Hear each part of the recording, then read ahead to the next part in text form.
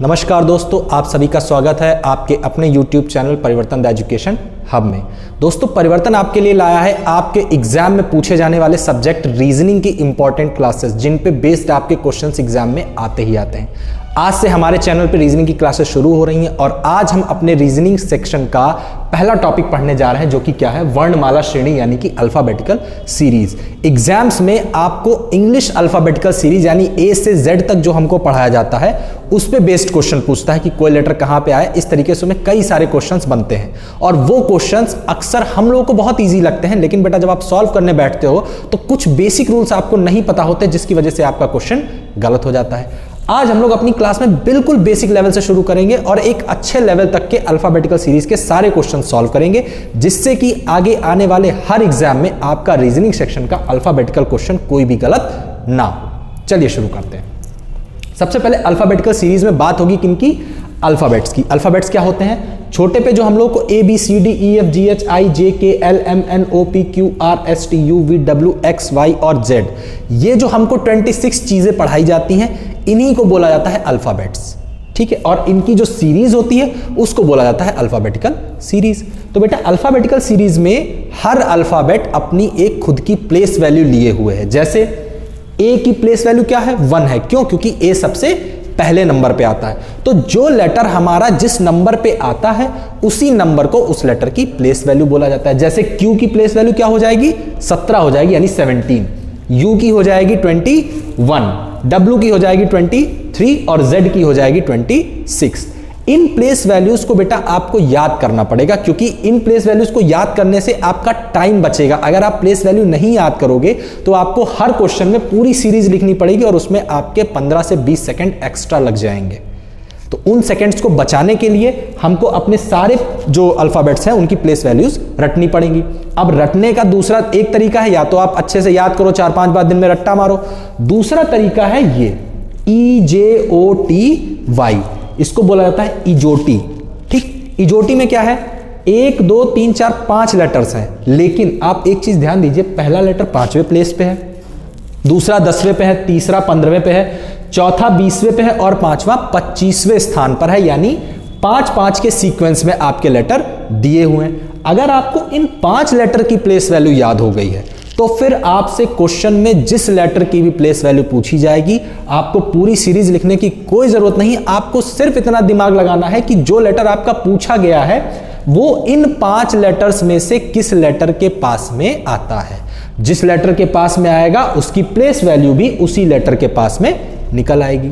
ठीक, तो बेटा हमारे जो अल्फाबेट्स हैं उन पे 4 टाइप के क्वेश्चंस बनते हैं। जैसे सबसे पहला क्वेश्चन है डायरेक्ट क्वेश्चन। डायरेक्ट क्वेश्चन यानी आपसे पूछ देगा कि अंग्रेजी वर्णमाला में एम की प्लेस वैल्यू क्या है, एस की प्लेस वैल्यू क्या है, या उसको रिवर्स करके पूछ देगा कि अंग्रेजी वर्णमाला में 22वें स्थान पर कौन सा अक्षर आता है, इस तरीके से। दूसरा हमारा क्वेश्चन बनता है डायरेक्शनल क्वेश्चन। डायरेक्शनल क्वेश्चन का मतलब क्या होता है? इसमें आपको बेटा डायरेक्शन दे देगा कि दाएं से 7वां बताइए, बाएं से 5वां बताइए, दाएं के 7वें से बाएं 6ठा बताइए। इस तरीके से अलग अलग टाइप के क्वेश्चंस बनाता है। तीसरा होता है बेटा रिवर्स सीरीज।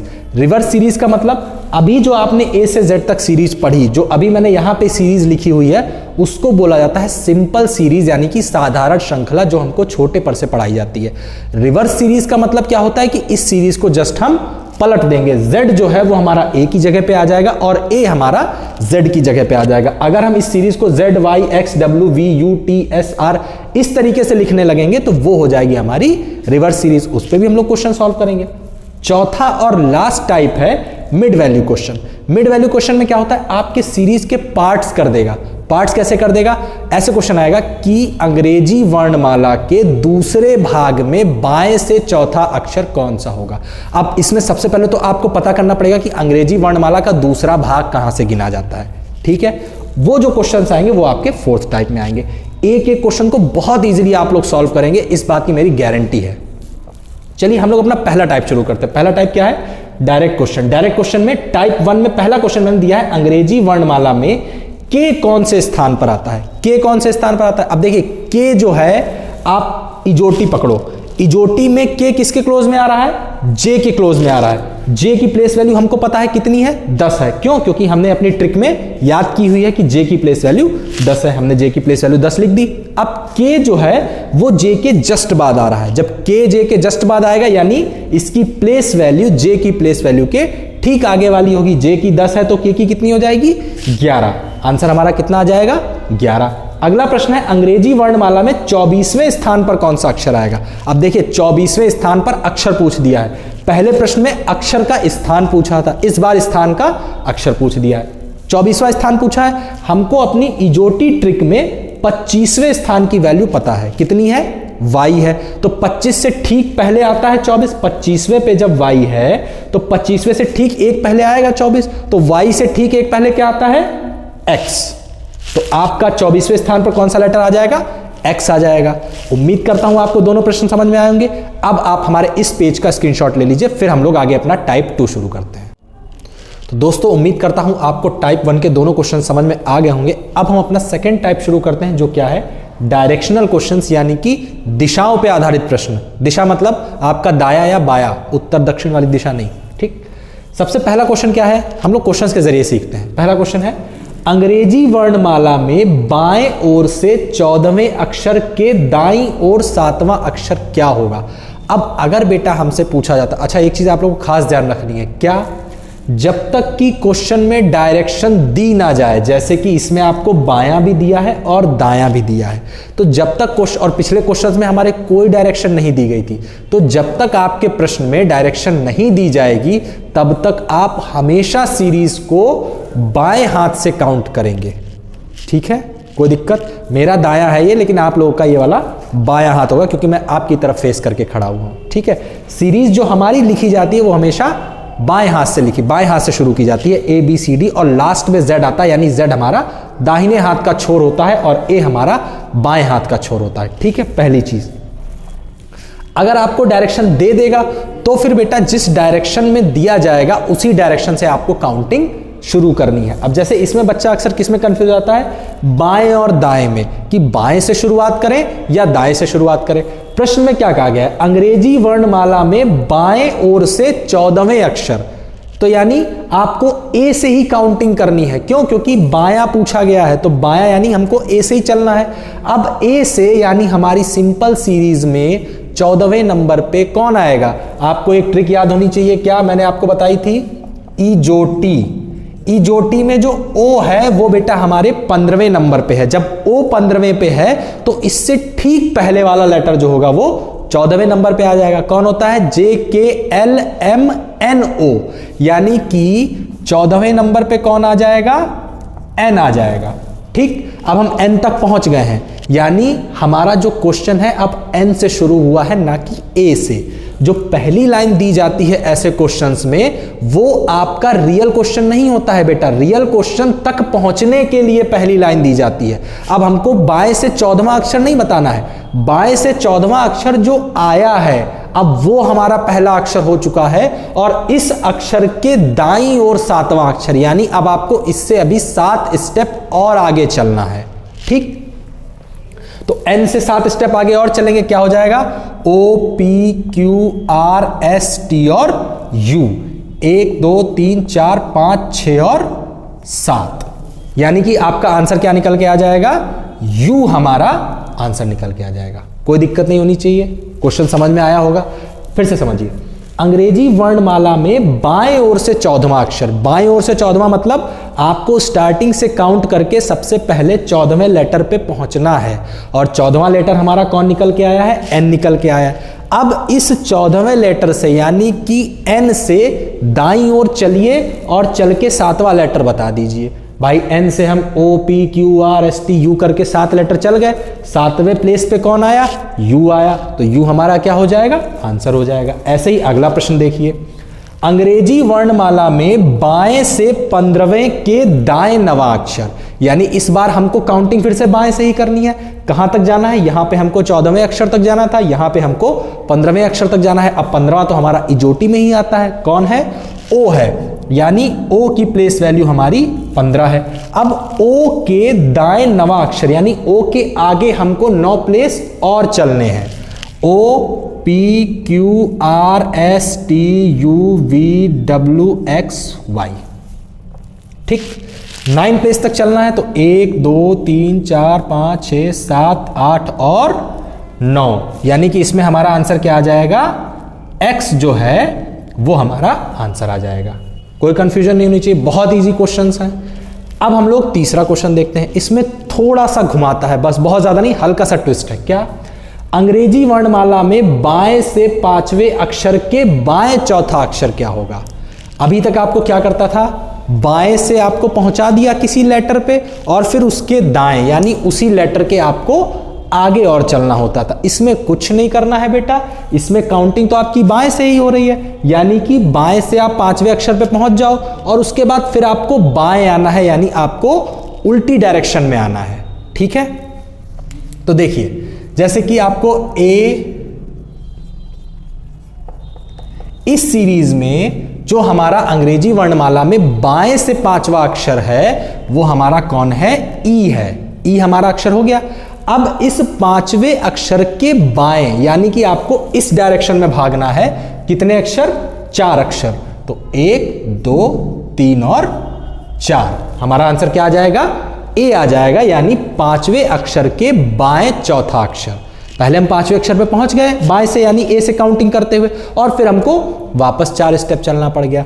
अगला प्रश्न देखते हैं हम लोग। अंग्रेजी वर्णमाला में बाएं से 14वें अक्षर के बाएं 10वां अक्षर क्या होगा। अब बाएं से 14वां अक्षर कौन सा हो जाएगा, अभी हमने थोड़ी देर पहले निकाला था, कौन, एन, यानी कि हमारा 14वां अक्षर कौन सा हो जाएगा, एन हो जाएगा। अब एन के बाएं 10वां, यानी अब आपको 10 स्टेप वापस आना है। तो वापस आने के लिए आप क्या करोगे, रिवर्स सीरीज अभी आपको पता नहीं है, तो आप लोग क्या करोगे, सिंपल सी अपनी वही वाली पूरी सीरीज लिखोगे, ई F G H I J K L M और एन। यहां पे हम लोग ऑलरेडी हैं, हमको 10 स्टेप पीछे जाना है, यानी 1 2 3 4 5 6 7 8 9 और 10, यानी कि हमारा आंसर क्या निकल के आ जाएगा, डी हमारा जो है वो आंसर हो जाएगा। कोई दिक्कत नहीं होनी चाहिए। अच्छा, आप लोग सोच रहे होंगे कि सर ऐसे सीरीज लिख के लगाएंगे तब तो बहुत टाइम लगेगा। बिल्कुल बेटा, टाइम लगेगा। तो आपके इस एक्स्ट्रा जो टाइम लग रहा है इसको बचाने के लिए एक तरीका है, बहुत छोटा सा। क्या तरीका है, आइए देखते हैं। इसका तरीका बेटा ये है कि जब भी आपको सेम डायरेक्शन दी जाए, क्या दिया जाए, सेम डायरेक्शन दी जाए, यानी कि आपसे कहा जाए कि जैसे ये वाला क्वेश्चन था, अंग्रेजी वर्णमाला में बाएं से 14वें अक्षर के बाएं 10वां अक्षर, यानी शुरुआत भी बाएं से करी गई है और फिर वापस भी बाएं आए गए हैं। ठीक है, तो जब बेटा दोनों डायरेक्शन सेम हो जाती है तो हम लोग क्या करते हैं, फर्स्ट माइनस सेकेंड, यानी कि दोनों डायरेक्शंस को माइनस कर देते हैं। ठीक है, और जब आपको अपोजिट डायरेक्शन दी जाए, यानी कि बाएं से शुरुआत करके आपको पहुंचा दिया गया एक लेटर पे और फिर कहा जाए कि इसके दाएं बताइए, तो अपोजिट डायरेक्शन में हम लोग क्या करते हैं, दोनों प्लेस वैल्यूज को प्लस कर देते हैं। ये आपकी सिंपल सी ट्रिक है जिसपे आपका क्वेश्चन ऐसे सॉल्व हो जाएगा। चलिए हम लोग अपनी ट्रिक लगा के देख लेते हैं, क्या पता सॉल्व हो या ना हो। जैसे पहला क्वेश्चन आपने देखिए, अंग्रेजी वर्णमाला में बाईं ओर से 14वें अक्षर के दाईं ओर। अब पहले बाईं है फिर दायां है, यानी दोनों आपकी कौन सी डायरेक्शन दी गई, अपोजिट डायरेक्शंस दी गई। तो अपोजिट डायरेक्शन में मैंने आपको बता रखा है क्या होगा, 14 + 7, दोनों प्लेस वैल्यूज को ऐड कर दिया जाएगा। 14 और 7 कितना हो जाएगा बेटा, 21वां प्लेस। और काउंटिंग हमेशा कहां से होती है, जो आपकी पहली डायरेक्शन दी जाएगी। पहली डायरेक्शन आपकी कौन सी दी गई है, बायां दिया गया है, तो काउंटिंग हमारी ए से ही होगी। अब ए से 21वें स्थान पे कौन आएगा, याद करो, ये तो आपका पहला प्रश्न बन गया कि अंग्रेजी वर्णमाला में 21वें स्थान पे कौन सा लेटर आएगा। भाई 20वें स्थान पे हमको पता है कि टी आता है, तो 20 के जस्ट आगे 21 और टी के आगे यू है। आसान, इस वाले से और ज्यादा आसान। ठीक, अगला प्रश्न देखते हैं। अंग्रेजी वर्णमाला में बाएं से 15वें के दाएं 9वां अक्षर। अब देखिए, बाएं से दाएं दोनों अपोजिट डायरेक्शंस हैं। हम क्या करेंगे, 15 और 9 को ऐड कर दिया, आंसर निकल के आ गया 24। अब सीधे सीधे प्रश्न बन गया क्या, कि अंग्रेजी वर्णमाला में 24वें स्थान पर कौन सा लेटर आएगा। तो हमको 25वां पता है, वाई होता है। y से ठीक पहले 24वां होगा, यानी कि आंसर क्या आ जाएगा, x आ जाएगा। कोई दिक्कत नहीं होनी चाहिए, बहुत इजी तरीका है। इस वाले प्रश्न में देख लेते हैं। अंग्रेजी वर्णमाला में बाएं से 5वें अक्षर के बाएं चौथा अक्षर। अब देखिए इसमें क्या किया, यहां पे भी बायां और यहां पे भी बायां, यानी कि इस प्रश्न में आपकी डायरेक्शंस सेम कर दी गई।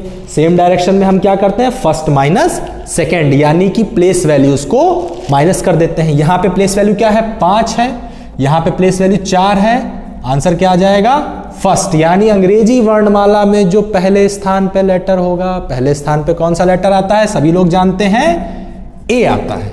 तो सिंपल सा आंसर निकल आया ए। ऐसे ही दूसरा प्रश्न देखते हैं। अंग्रेजी वर्णमाला में बाएं से 14वें अक्षर के बाएं, अब फिर बाएं से बाएं घुमा दिया, यानी कि सेम डायरेक्शन में चलना है। सेम डायरेक्शन का तरीका मैंने आपको बता रखा है, माइनस करते हैं। 14 में से कितना माइनस हो जाएगा, 10, और 14 में से 10 माइनस हुआ तो 4। अब चौथे स्थान पे कौन सा प्लेस लेटर आता है, ए बी सी और डी, यानी कि आपका आंसर क्या आ जाएगा, डी आ जाएगा। क्या इस तरीके में आपको कोई सीरीज लिखने की जरूरत पड़ी, नहीं पड़ी। तो आज के बाद जब भी आपको कभी डायरेक्शन बेस्ड क्वेश्चन मिले तो या तो आप बेसिक तरीका लगाओ जैसे मैंने आपको लगा के दिखाया है, या उस टाइम को बचाने का सबसे अच्छा तरीका क्या है, ट्रिक। ट्रिक क्या है, जब सेम डायरेक्शन पूछी जाएगी तो फर्स्ट माइनस सेकेंड, यानी दोनों प्लेस वैल्यूज को माइनस कर दीजिए, और जो पहली डायरेक्शन हो वहां से काउंटिंग शुरू कर दीजिए। अभी क्योंकि मैंने आपको बाएं से ही बताया है तो मैंने आपको बाएं के ही प्रश्न कराए हैं। जब मैं आपको रिवर्स सीरीज बता दूंगा तब बेटा आप रिवर्स सीरीज के भी खिलाड़ी हो जाओगे, तब आप दाएं से भी सॉल्व करने लगोगे। दूसरा तरीका क्या है, अपोजिट डायरेक्शन।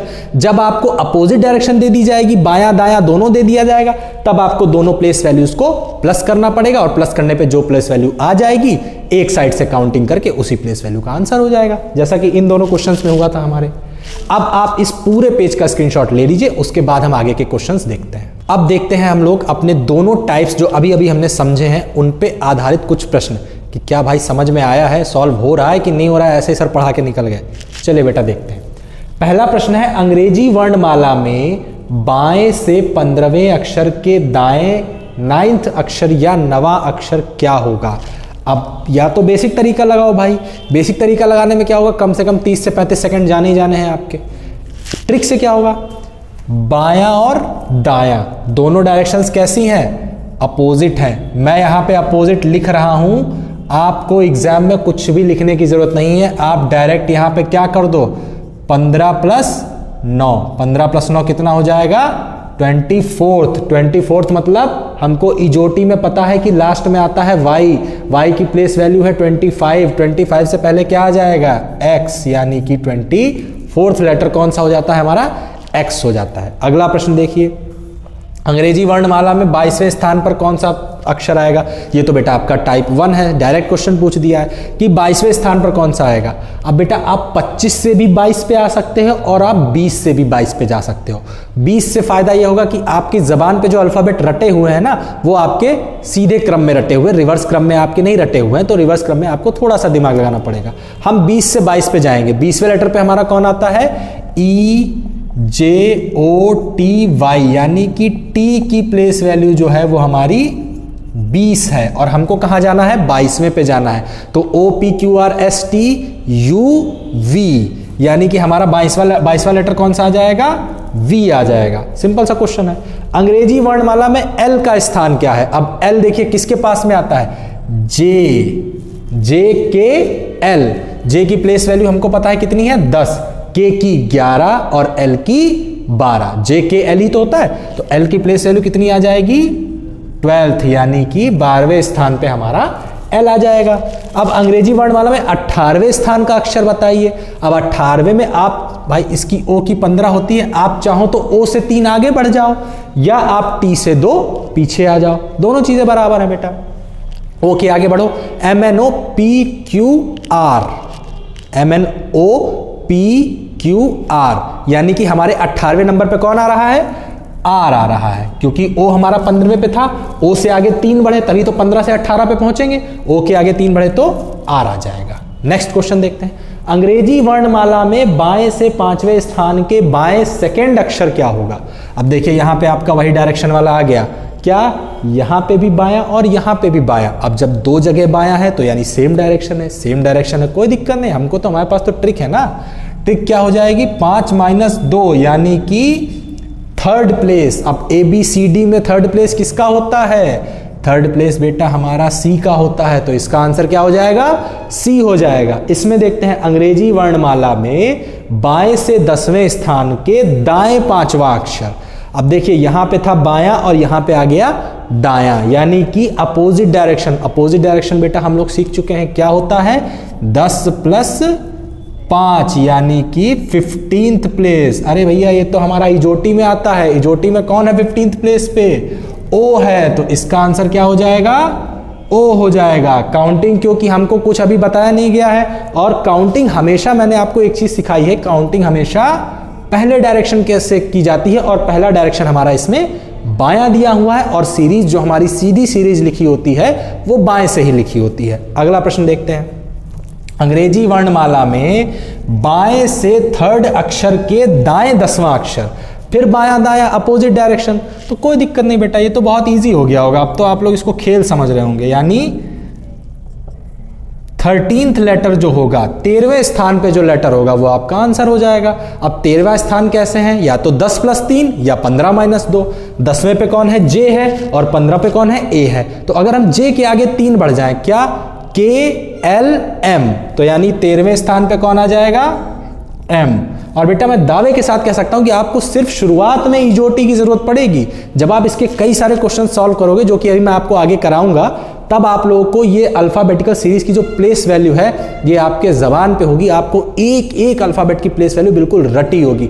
मैं जैसे पूछूंगा 13वीं प्लेस वैल्यू, आप तुरंत बताओ खटाक से, सर M, ठीक है। अब जो लास्ट वाला क्वेश्चन है, अंग्रेजी वर्णमाला में बाएं से सेकंड अक्षर के दाएं 7वां अक्षर क्या होगा, ये क्वेश्चन बेटा आप लोग मुझे करके दिखाएंगे, और इसका आंसर आप हमें कमेंट बॉक्स में जरूर बताइएगा, ताकि मुझे भी पता चले कि हाँ मेरे स्टूडेंट्स को समझ में आया या नहीं आया, तरीका आसान लगा या टफ लगा। इसके आगे के जो 2 टाइप्स बचे हुए हैं हमारे, कौन कौन से, मिड वैल्यू वाला और रिवर्स सीरीज वाला, ये 2 टाइप के लिए मैं आपका इसका सेकंड पार्ट लेके आऊंगा। पहले पार्ट में हमने अपने 2 टाइप सीख लिए हैं। सेकेंड पार्ट सीखने के बाद मैं आपको इस अल्फाबेटिकल सीरीज सेक्शन के ऊपर बेस्ड लगभग 25 से 30 क्वेश्चंस की पूरी एक अच्छी खासी सीरीज लेके आऊंगा, जिसमें आप प्रैक्टिस करके एकदम, जिसको बोलते हैं ना कि भयंकर तरीके धुआंधार परफॉर्म करोगे। बिल्कुल बेटा, अल्फाबेटिकल सीरीज के क्वेश्चन में आप सब धुआं उड़ा दोगे। और अगर आपको ये क्लास अच्छी लगी है, तरीका अच्छा लगा है, समझ में आया है, तो ऐसे ही हमारे चैनल को प्यार देते रहें, और हमारे चैनल को लाइक, शेयर और सब्सक्राइब करें। Thank you.